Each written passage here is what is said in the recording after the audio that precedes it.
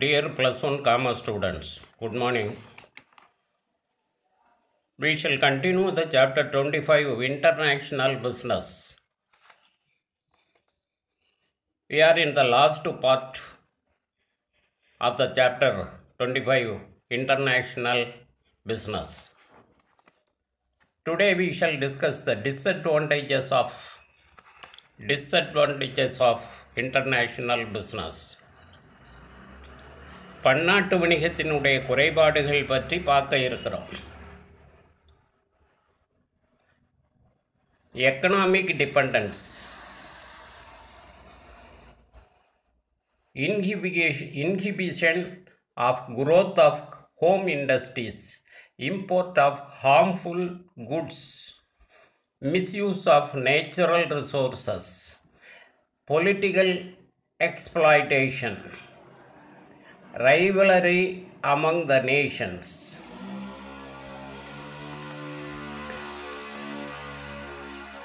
invasion of culture.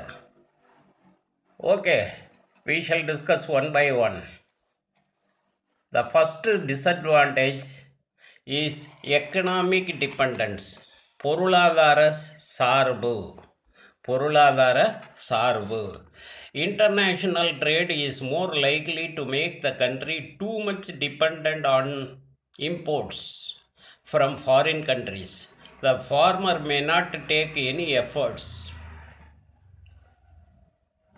to produce the goods and services indigenously to substitute imported goods and thus become self-sufficient.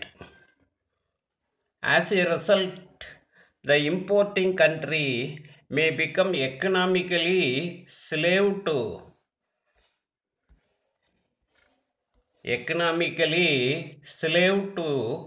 exporting country and end up becoming colony of exporting country. பன்னாட்டு வணிகம் ஒரு நாடு இறக்குமதிக்காக மற்ற நாடுகளை அதிகமாக சார்ந்திருக்க வேண்டிய ஒரு சூழ்நிலையை உருவாக்கிடுது. இறக்குமதி செய்கின்ற நாடு தன்னுடைய தேவைக்காக மற்ற நாடுகளை ஏற்றுமதி செய்யக்கூடிய மற்ற நாடுகளை நம்பி இருக்க வேண்டிய சார்ந்திருக்க வேண்டிய ஒரு சூழ்நிலையை உருவாக்கிடுது. இறக்குமதி செய்யும் நாடு தானே சுயமாக அந்த பொருள்களை உற்பத்தி செய்வதற்கும் தன்னிறைவு பெறுவதற்கும் எந்த முயற்சியும் எடுக்கிறது கிடையாது. இதனால் இறக்குமதி செய்யும் நாடு தானாகவே ஏற்றுமதி செய்யும் நாட்டுக்கு அடிமையாகக்கூடிய சூழல் ஏற்படுது. The next disadvantage, inhibition of growth of home industries. உள்நாட்டில் உள்ள தொழில்கள் வளர்ச்சி பாதிப்பு. International business may discourage the growth of indigenous industry. Unrestricted imports and severe competition from foreign companies may ruin the home industries altogether. பன்னாட்டு வணிகம் உள்நாட்டு தொழில் வளர்ச்சியை தடுக்குது. கட்டுப்பாடற்ற இறக்குமதி, அயல்நாட்டு நிறுவனங்களோட கடுமையான போட்டி, உள்நாட்டு தொழில்கள் முற்றிலுமாக அழியக்கூடும். அயல்நாட்டு நிறுவனங்கள் உள்நாட்டில் சந்தையை கைப்பற்றக்கூடிய நோக்கத்தோட குறைந்த விலைக்கு விற்கக்கூடிய சந்தையை கைப்பற்றிய பிறகு விலையை உயர்த்திடுவாங்க. முதல்ல பொருள்களை குறைந்த விலைக்கு கொடுப்பாங்க. சந்தையை கைப்பற்றிய பிறகு விலையை கொஞ்சம் கொஞ்சமாக உயர்த்திடுவாங்க. இப்படி உள்நாட்டு தொழில் வளர்ச்சி ரொம்ப பாதிக்குது.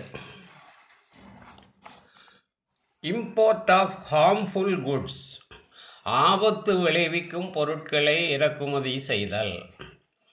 International business may lead to import of luxurious goods, spurious goods, dangerous goods, etc.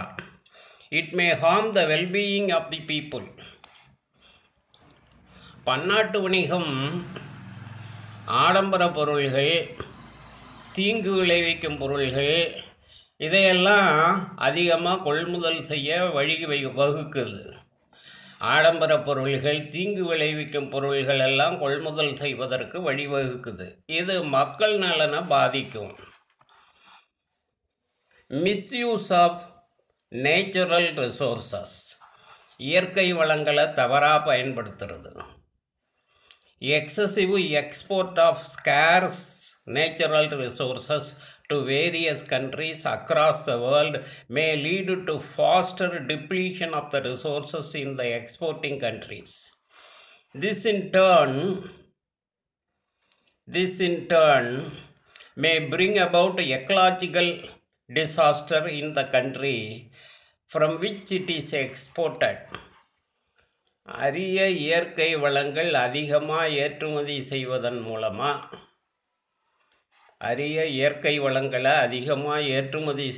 மூலமாக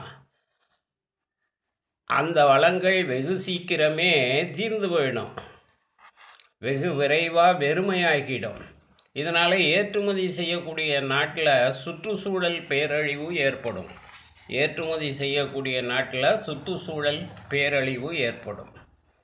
பொலிட்டிக்கல் எக்ஸ்ப்ளாய்டேஷன், அரசியல் சுரண்டல். International business may create economic dependence among the countries which may threaten their political independence. The multinational companies may influence the policy decision of the government to their favor. In due course of the time, they may dictate terms to administrators of nation by the sheer strength of their money power. For example, Britishers came to many countries as mere traders and ultimately colonized those countries and ruled them for centuries. பன்னாட்டு வணிகம் உலக நாடுகள்கிட்ட பொருளாதார சார்பு நிலையை உருவாக்குது. இது நாட்டோட அரசியல் சுதந்திரத்திற்கு அச்சுறுத்தலாக அமையுது. பன்னாட்டு நிறுவனங்கள் உலக நாடுகளோட அரசு கொள்கை முடிவுகளை தங்களுக்கு சாதகமாக, அரசாங்கத்தினுடைய கொள்கை முடிவுகளை பன்னாட்டு நிறுவனங்கள் தங்களுக்கு சாதகமாக மாற்றுகிறது. இந்த பன்னாட்டு நிறுவனங்கள் என்னென்ன எதிர்பார்க்குறாங்களோ அதை செயல்படுத்த மற்ற நாடுகள் செயல்படுத்துவதற்கு வழிகாண்கிறது. காலப்போக்கில் பன்னாட்டு நிறுவனங்கள் பணபலத்தின் மூலமாக நாட்டின் ஆட்சியாளர்களை தங்களோட கைப்பாவையாக மாற்றிடுறாங்க. எடுத்துக்காட்டாக ஆங்கிலேயர்கள் வியாபாரம் செய்கிறதுக்காக பல நாடுகளுக்கு சென்றார்கள். அதன் பிறகு என்னாச்சுன்னா அந்த நாடுகளை அடிமைப்படுத்தி பல நூறு ஆண்டுகளுக்கு மேலாக ஆட்சி செய்திருக்கிறார். ஆக இந்த மாதிரியான தீமைகள், குறைபாடுகள் வர்றதுக்கு வாய்ப்பு இருக்குது. Next disadvantage, rivalry among the nations, நாடுகளுக்கு இடையில் போட்டி. Acute competition for exports may lead to rivalry among the nations. This may lead to conflict of interest among the countries and end up in wars among them. ஏற்றுமதி செய்கிறதில் ஏற்படக்கூடிய போட்டி நாடுகளுக்கு இடையில் போட்டியாக உருவெடுக்கும். இது நாடுகளுக்கு இடையில் சச்சரவுகளை, சண்டைகளை உருவாக்கி போர் ஏற்படக்கூடிய சூழலையே உருவாக்கிடும்.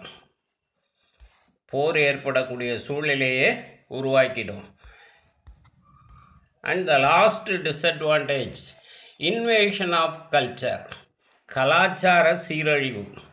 International business may result in invasion of countries' culture. Younger generation is more likely to imitate foreign culture and buy the goods and services beyond their means to gain acceptance in the affluent section of society. This will ruin the conventional lifestyle of the society. பன்னாட்டு வணிகம் நாட்டோட கலாச்சார சீரழிவுக்கு காரணமாக அமையுது. இளைய தலைமுறையினர் அந்நிய நாட்டு மோகத்தில் அவங்க வாங்கக்கூடிய சக்திக்கு மீறி பொருள்களை வாங்குறாங்க. பழமையான வாழ்வியல் முறையை சிதைக்குது, கலாச்சார சீரழிவுக்கு வழிவகுக்குது. இதெல்லாம் பன்னாட்டு வணிகத்தினுடைய குறைபாடுகளாக நம்ம பார்க்கலாம். Okay students, thank you.